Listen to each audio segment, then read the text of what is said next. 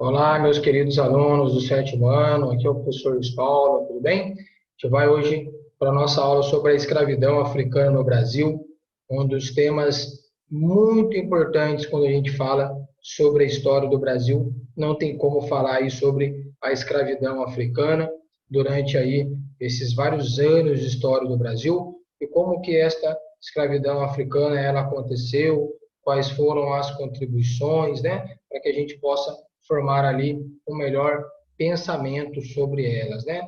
O fato é que a gente tem um contexto histórico, né? Essa escravidão no Brasil, ela começa ali no século XVI, ele por volta de 1559 e vai perdurar até o ano de 1888, quando nós vamos ter ali o processo de abolição da escravidão no Brasil, né? É a figura que todos lembram da princesa Isabel. Então, nesses mais de 300 anos, praticamente, de escravidão aqui no Brasil. Né? É claro que boa parte das riquezas que foram geradas pelo Brasil contaram aí com o trabalho escravo, com o trabalho africano. Nós tivemos aí, durante este período da escravidão, um período de mazela, de sofrimento desses escravos que foram acometidos, muitas vezes passaram fome, foram vítimas de maus tratos, sofreram com doenças, né? E aqui em terras americanas, né, além mar, além da costa da África, sofreram aí também com a depressão, com a tristeza profunda de serem retirados aí de suas terras como se fossem a figura de animais, né? Então, a África, quando a gente fala sobre a África e a escravidão, é importante a gente falar um pouco ali antes do século XV, lá no continente africano, existiam várias tribos, vários reinos. É claro que essas tribos, esses reinos, muitos deles viviam também em guerras, em conflitos. A escravidão africana, ela já existia neste continente, onde os próprios africanos, né, tribos rivais, reinos rivais, acabavam durante guerras escravizando aí uns aos outros, né? O fato é que neste período de conflitos dentro do continente africano, haviam os escravos que lá já faziam atividades domésticas, cuidavam também da terra, ali dos reinos, né, pelos quais eles foram escravizados.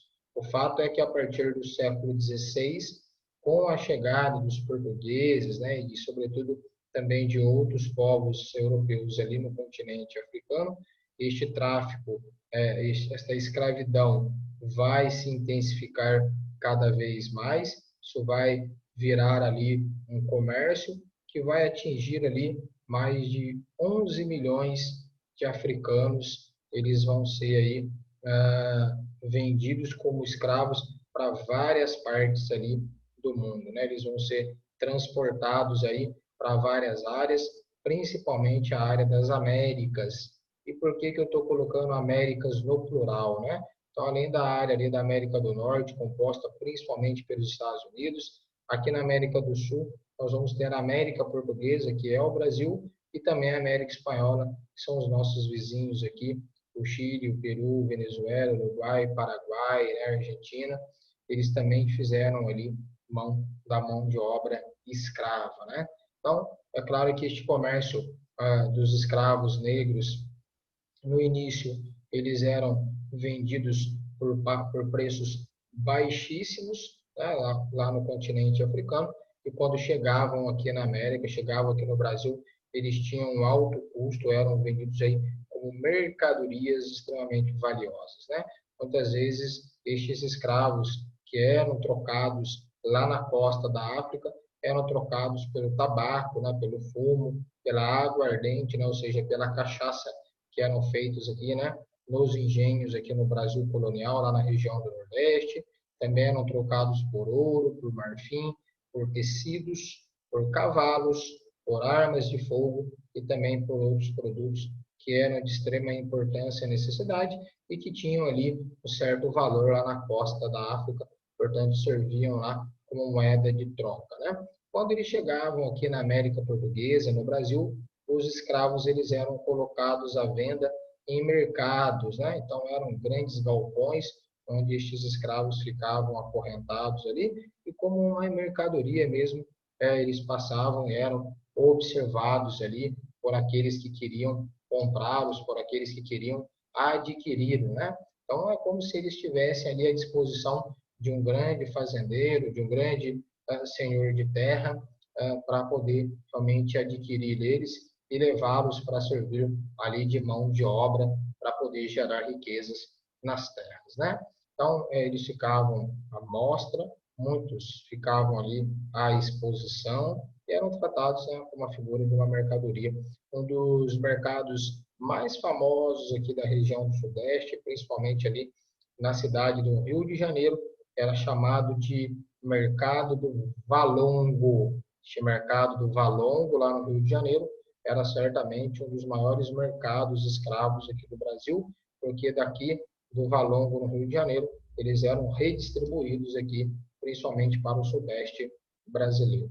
Professor, como é que funcionava esta captura dos escravos? Então, lá no início, os comerciantes portugueses adentravam lá a costa da África, o interior da África, para poder realmente aprisionar ali, capturar esses escravos africanos. Com o tempo, isso foi virando um grande negócio e um negócio que era rentável.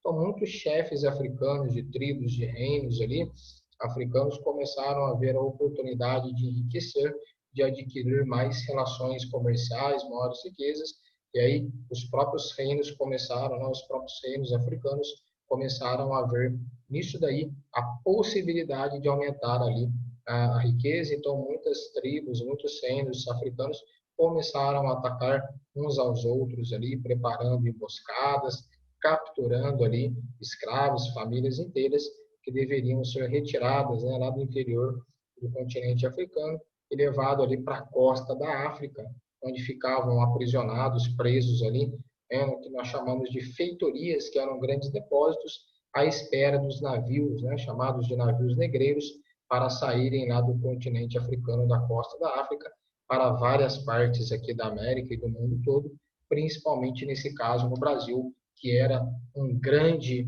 ponto, um grande local onde recebiam esses escravos africanos. E nós vamos ter algumas rotas que eram percorridas por esses escravos africanos aqui para a região da América, mas mais precisamente para o Brasil. Então nós vamos ter ali os escravos que eram retirados ali da região de Guiné, do Congo, da Angola, de Moçambique, e eles entravam nos principais portos aqui do Brasil, Recife, Salvador, por conta da importância da produção de cana-de-açúcar, depois o Rio de Janeiro, eu acabei de dar o exemplo, né, do mercado do Valongo, depois aqui no Rio de Janeiro, principalmente por causa da produção do café, o café que foi uma das grandes riquezas que o Brasil produziu, e aí nós vamos ter também a chegada desses escravos africanos no Rio de Janeiro, porque do Rio de Janeiro eles seguiam para a região das Minas, né, para ajudar nos garimpos a encontrar lá as pedras preciosas e o ouro, né, que era tão importante para os portugueses. Não existe aí um número exato, mas estima-se que entre 1531 e 1855 entraram no Brasil cerca de 4 milhões de escravos africanos que desembarcaram na costa brasileira, saindo lá da costa africana. Segundo estudos, pesquisas daquela época, mostravam que a travessia da costa da África para o Recife, né, lá no Nordeste, né, em Pernambuco, durava em média 35 dias. Para a Bahia, né, a região ali de Salvador, algo em torno de 40 dias. E esta travessia da África para o Rio de Janeiro, né, por causa da questão geográfica, demorava praticamente 60 dias, quase 2 meses esses escravos viviam acorrentados dos navios até chegar aqui nas terras brasileiras, né? Em razão das péssimas condições de viagem, inclusive acorrentados dia e noite nos porões dos navios, o índice de mortalidade, ou seja, a quantidade de escravos que morriam era muito alto. Por isso, os navios sempre, né, transportavam negros, ficavam conhecidos aí como navios tumbeiros, né, navios que carregavam a morte, eram espécies de tumbas, devido às péssimas condições que eram submetidos esses escravos, muitas vezes nessa travessia de mais de 60 dias, comendo o mínimo, passando por situações humilhantes, passando por situações de doença, eles acabavam ali, né, desencadeando doenças o resto da vida, que levavam muitas vezes até a morte, antes mesmo deles chegarem a desembarcar aqui no Brasil. Então, nós temos alguns exemplos aí de imagens destes navios que eram acorrentados, esses negros que eram amontoados, né, uns aos outros. Nós temos ali uma das imagens ali retratadas dos escravos ali como nus, pelados, acorrentados, jogados nos porões ali dos navios, sempre sob a vigilância dos capatazes, dos feitores, né, dos homens brancos que buscavam controlar e garantir ali a segurança, né? Então a gente tem na imagem aqui à nossa esquerda o desembarque de escravos no Brasil, foi uma gravura que foi pintada, né, pelo Rugendas, né, lá no século XIX, ele que era um pintor bávaro, né, alemão. Os africanos que conseguiam sobreviver a esta dura travessia no Atlântico eram expostos em locais públicos para serem examinados pelos interessados em comprá-los, né? O livro do Laurentino Gomes, né, 1808, fica aqui a dica de leitura, que fala sobre a vinda, né, da família real para o Brasil, retrata que lá no Rio de Janeiro, né, no mercado do Valongo, era muito comum que quando alguém queria comprar esses escravos, pediam para ver a boca dos escravos, se eles estavam com seus dentes, se a dentição era boa, pediam para os escravos correrem, saltarem, para ver se eles gozavam, se eles tinham uma boa saúde na época, porque para o senhor de engenho, para o fazendeiro, para o homem branco, o escravo era visto como um animal, era visto como uma mercadoria, e, portanto, para eles, eles estavam comprando um bem, e este bem, esta mercadoria, deveria estar em bom estado. Então, isto era um sinal de humilhação a qual esses escravos eram submetidos aqui no Brasil.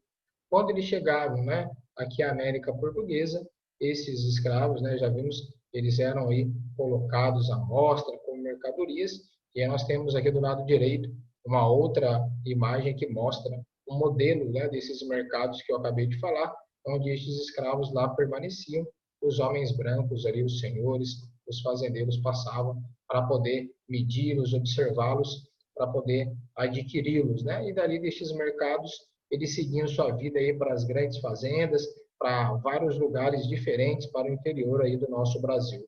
Então a gente, claro, quando fala destes escravos, eles eram seres humanos, pessoas que tinham famílias, nomes, que tinham costumes, cultura, religiosidade, crença, história.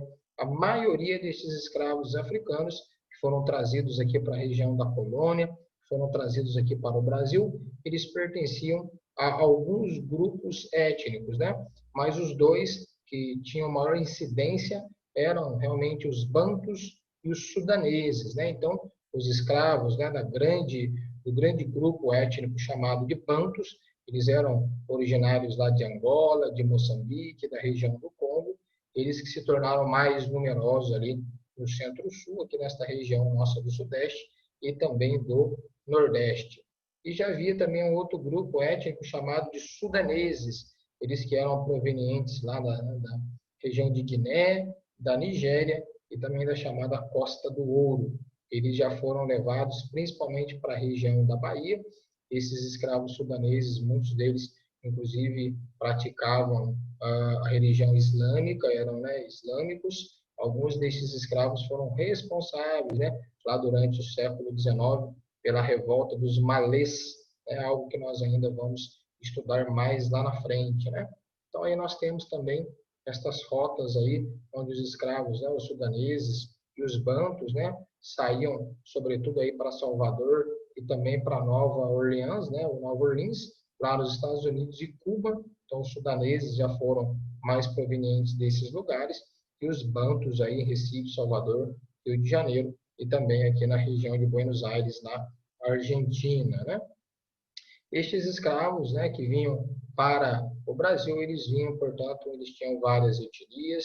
Então nós temos aqui o Jean-Baptiste Debré, que era um pintor francês, ele retratava muito a vida, né, o cotidiano dos escravos, e aí ele capturou algumas imagens, fez algumas gravuras de mulheres negras, né? Então elas tinham colares, elas tinham peças, elas tinham turbantes, elas tinham alguma forma especial ali de se preparar o cabelo, né? O tipo de arrumação para o cabelo. Então era uma forma com que essas mulheres africanas que vinham para o Brasil, E nós vamos ter também a figura dos homens, né? E claro que eles vinham também de vários lugares diferentes, e aí nós vamos ter, muitos deles tinham símbolos pintados no rosto, ou escarifações, que eram marcas, né, no rosto que introduziam, que davam, tinham o significado da origem destes escravos lá no continente africano.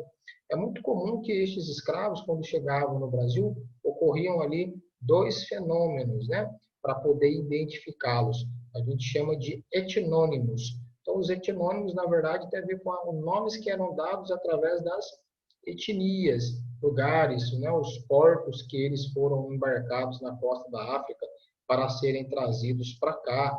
Então, era João de Angola, Pedro de Camundá, Felipe de Benguela. Então, eram nomes que eram dados, né? Maria, geralmente eram nomes cristãos, eles eram batizados aqui, porque muitas vezes tinham nomes, né, com o dialeto, com nomes com a linguagem africana. Então, quando eles chegavam ao Brasil, o Brasil que era uma colônia de Portugal, aqui o cristianismo era a religião oficial, eles eram batizados geralmente com nomes cristãos. Então, se ele tinha, por exemplo, um nome africano, quando ele chegava no Brasil, ele recebia, era rebatizado com o nome de André, de Felipe, de Marcos, de João, de José, geralmente nomes cristãos, né? E punha também o etnônimo, que era um sobrenome que era de origem dele, da etnia da qual ele surgiu, da qual ele veio lá do continente africano, ou de fato do porto que ele embarcou, se era de Lagos, se era da Costa do Ouro. Então, dependendo de onde eles eram embarcados, eles eram identificados assim em grandes livros, né, cujo os seus donos, né, faziam para poder ter um controle, né? O dia a dia dos escravos, o cotidiano deles, né? Assim como nós temos as nossas necessidades, os nossos desejos, os nossos sonhos, os escravos também não eram diferentes. Eles moravam em habitações coletivas, chamadas de senzalas. Ela era coberta com sapê, com uma espécie ali, né, de palha, né? E feita de madeira e de barro, às vezes podendo ser feita também de bambu. Quase sempre eles não tinham privacidades, eles todos viviam amontoados como se fosse ali um grande depósito, em péssimas condições ali de habitação, de saúde, de salubridade, né? Então não era nada saudável. Os escravos começavam a trabalhar quando o sol nascia, então ali por volta das 5 horas da manhã eles já eram acordados, tomavam ali o café, comiam alguma coisa e já iam para poder trabalhar, e só paravam de trabalhar quando a noite chegava, né, no fim da tarde. Então, eles trabalhavam ali por volta de 12, 13 horas por dia, né? O principal alimento deles era a mandioca, porque era um produto extremamente barato e um produto fácil de ser encontrado no território brasileiro. E também muitas vezes, né, em vezes ou outras, eles comiam angu, que também é um derivado ali. A gente tem o fubá, que é a trituração ali também do milho, que é um produto baixo, barato. Muitas vezes eles também adoçavam um pouco, né, o dia a dia do café que eles tomavam com rapadura. E é muito comum que quando nas fazendas matavam os porcos ali, as partes menos nobres, né, os pés, né, o focinho, o rabo do porco ali, isso acabava virando, colocado tudo no feijão de mais péssima qualidade. Isso servia para alimentar ali os escravos, por isso que deu origem, né, à nossa gastronomia brasileira, que é muito rica, e quem nunca, né, não gostou de comer aí da feijoada, né? Então a feijoada é também uma fonte de alimentação que os escravos, né, eram alimentados naquela época, né? Os escravos, eles viviam, né, e trabalhavam geralmente vigiados por capatazes e por feitores para impedir que estes realmente tramassem revoltas ou que estes fugissem, né? Quando eles fugiam, eles eram perseguidos aí pelos chamados capitães do mato, que recebiam uma certa quantia de recompensa se conseguissem recapturar ali os escravos fugidos e devolver ali ao seu senhor. Muitos desses capitães do mato eram homens, muitos deles escravos que haviam sido alforriados, eram homens que tinham habilidade ali em se embrenhar no mato e localizar escravos que fugiam ou que estavam ali em regiões de quilombos, né? Então, ali nós temos, nesta imagem, uma espécie de formato em L. Ali nós temos um alojamento, né, que era a moradia dos escravos. Não tinha janela, então era um local que era muito quente, às vezes muito úmido, e facilmente se propagavam doenças, pestes, proliferação de doenças, principalmente como febre, ou carrapatos, pulgas, sarnas, e muitas vezes essas senzalas elas eram fechadas pelo lado de fora, as portas eram trancadas pelo lado de fora e só eram abertas quando os escravos eles iam para o trabalho de manhãzinha ou quando eles iam dormir à noite, eles já eram todos fechados ali para impedir que estes escravos pudessem fugir.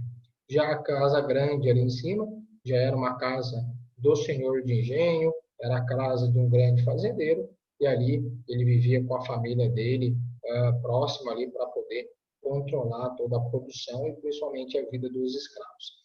O pelourinho, né, era uma coluna feita de madeira ou de pedra, que geralmente ficava exposto nas cidades ou nas fazendas, e ali toda vez que um escravo cometia algum ato, quando ele tentava fugir ou quando ele fazia algum tipo de malcriação, ele era condenado a levar chibatadas, chicotadas, né, em praça pública, sendo humilhado ali, sendo flagelado, sendo torturado perto de todas as pessoas, né? E claro que a gente tem a cana-de-açúcar como um dos produtos que desenvolveram uma riqueza no Brasil colonial desde o século XVI e motivo pelo qual os escravos começaram, né, os escravos africanos começaram a chegar aqui no Brasil. E nós vamos passar aí também para a ideia dos castigos físicos. Como que eram aí estes castigos físicos, né?